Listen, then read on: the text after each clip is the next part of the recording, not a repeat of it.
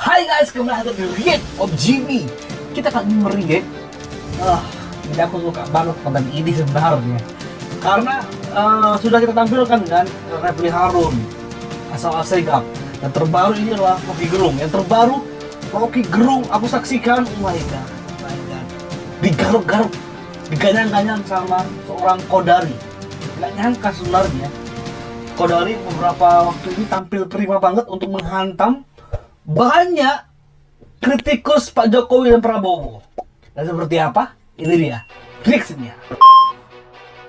Yang menarik adalah setiap kali pemilu pasti yang namanya hitungan elektronik ini disoal. Tapi yang menarik juga tiap kali pemilu hitungan elektronik ini tetap ada gitu loh.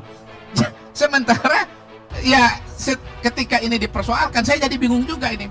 Sebetulnya teman-teman yang membuat desain undang-undang mengenai pemilu ini, kenapa kemudian membuat adanya hitungan manual, ada hitungan elektronik, tapi tiap kali diadakan pemilu, yang mempersoalkan hitungan elektronik itu adalah mereka sendiri gitu loh. Mereka yang membuat, mereka yang melahirkan, mereka juga yang mempersoalkan. Coba aja saya interupsi kecil ya. Karena seolah-olah Kodari mau menerangkan ini soal teknis matematika. Poinnya, kenapa ada jurisdik, ada kecurigaan terhadap soal. Menurut Anda? Ya karena kalah bang. Bukan. Orang-orang yang kalah ini mencari dalih supaya dia mengatakan dia mau nggak kalah. Ya, itu Yang soal- kedua, ya, itu- yang kedua, dia mau membangun bargain position. Walaupun dia sudah kalah, dia masih punya posisi tawar gitu loh. Ya, itu- Entah misalnya Gini, nanti gini, gini. untuk masuk ke Ngerti, kabinet ngerti. atau hal-hal yang lain. Itu jawaban yang pasti hadir. Setiap orang kalah pasti bikin soal tuh. Tetapi kenapa psikologi kecurigaan itu melekat terus di benak publik? Bahkan bagi mereka yang nggak bermain politik. Kalau sepengetahuan saya ya, yang namanya naluri kecurigaan atau tudingan-tudingan itu selalu berlaku dalam setiap pemilu dan tiap ada yang kalah gitu. Dan itu sudah dinyatakan misalnya oleh Pak Mahfud MD sendiri. Kalau nggak salah dia acaranya setiap kali pemilu, setiap ada yang kalah pasti menyalahkan KPU. Jadi sebetulnya ini adalah pola yang berulang gitu loh. Itu berulang, tetapi Iya. apa yang spesifik dalam pemilu hari ini? Sehingga anak 11 tahun, kelas berapa? Saya habis ketemu anak 11 tahun. Dan dia baca itu, dia bilang, ya memang curang. Kenapa curang? Ya itu yang sudah dibicarakan tuh apa namanya, MK segala macam. Jadi sebetulnya kecurangan itu melekat jadi paradigma. Bahkan jadi ingatan semua orang.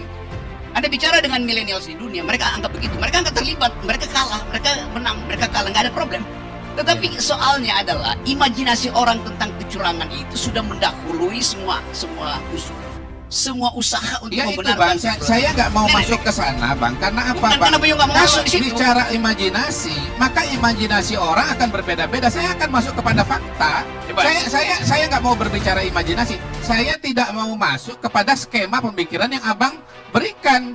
Nggak usah Kenapa? masuk di situ. Karena diskusinya Oke, nggak usah buat masuk, saya oke. bukan soal imajinasi. Oke, jangan Gini masuk loh, di Bang. situ. Gini. Bahayanya soal imajinasi itu adalah banyaknya dugaan-dugaan dan asumsi-asumsi, sementara realita yang terjadi di lapangan tidak seperti itu. Oke. Kalau saya nih bang ya, bicara mengenai kenapa 02 menang, kalau saya meruntut saja kepada temuan-temuan dari survei yang memang menunjukkan bahwa dukungan mayoritas masyarakat itu kepada 02 gitu. Coba. Kalau hasilnya nanti kemudian ternyata 02 menang, bukan karena curang, tapi karena memang rakyat ya memilih 02 gitu Ya, bang. senang kami Dan itu. itulah yang menjadi problem.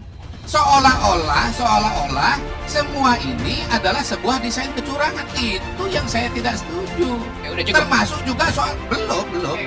Karena yang akan memberitikan saya adalah Bang Karni, bukan Anda. Iya. Ya, jadi ya kan Bang Karni kan moderatornya kan? Gitu.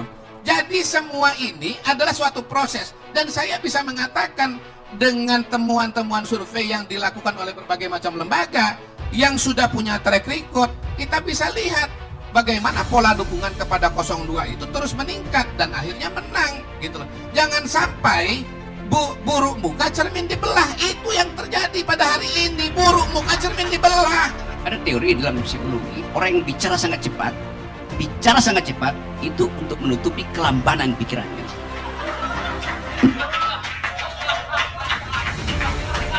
Ada teori dalam psikologi bahwa orang yang berpikir sangat cepat adalah orang yang berpikir sangat cepat dan mengatakan bahwa itu adalah sebaliknya adalah orang yang berpikir lambat karena dia nggak bisa mengikuti kecepatan pikirannya. Baik.